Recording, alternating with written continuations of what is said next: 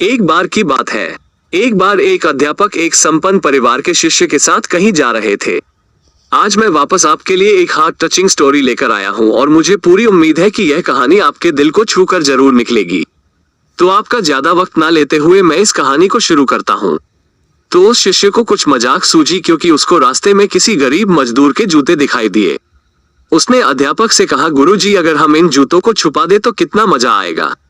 देखते हैं कि मजदूर पर इसका क्या असर पड़ता है।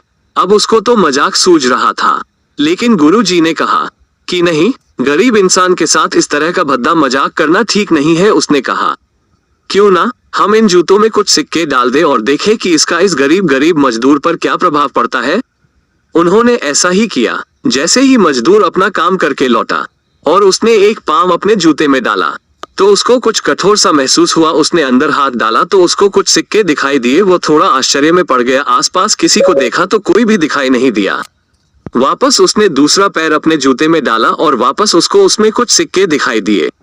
अब दोनों जूतों के सिक्कों को उसने अपने हाथों में रखा और प्रभु की तरफ इशारा किया है, प्रभु, पता नहीं किस भले मानुष ने ये सिक्के मेरे जूतों में छुपाए हैं, लेकिन जिसने भी छुपाए हैं उसको मेरी दुआ है ताकि इन पैसों से मैं अपने बच्चों और पत्नी के लिए कुछ खाना और दवाएं ला सकूंगा। और इतना बोलकर वह चला गया।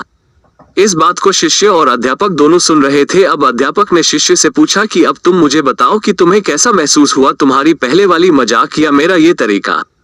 तो उसने कहा कि गुरुजी, मैं आपसे क्षमा चाहता हूँ। अब मुझे समझ आ गया है कि सच्ची खुशी किस चीज में है। जब हम किसी की मजाक उड़ाते हैं तो हमें कुछ पल का आनंद मिलता है, लेकिन इससे हमें बद्दुआ मिलती है। लेकिन अगर हम किसी की मुश्किल परिस्थिति में मदद करते हैं और जिसकी भी हम मदद करते हैं उसको भी नहीं पता कि हमने उसकी मदद की है, लेकिन अंदर ही अंदर हमें पता है कि हमने उस इंसान की मदद की है, यही सच्ची खुशी है। जब हम दूसरों को खुशी देते हैं तो हमें सच्ची खुशी मिलती है। इसी तरह खुशियां बांटते रहिए, लोगों की मदद करते रहिए और दान करते रहिए जिसके भी आप काबिल हो। जितना भी आपसे बन पड़े दान करें, लेकिन दान जरूर करें।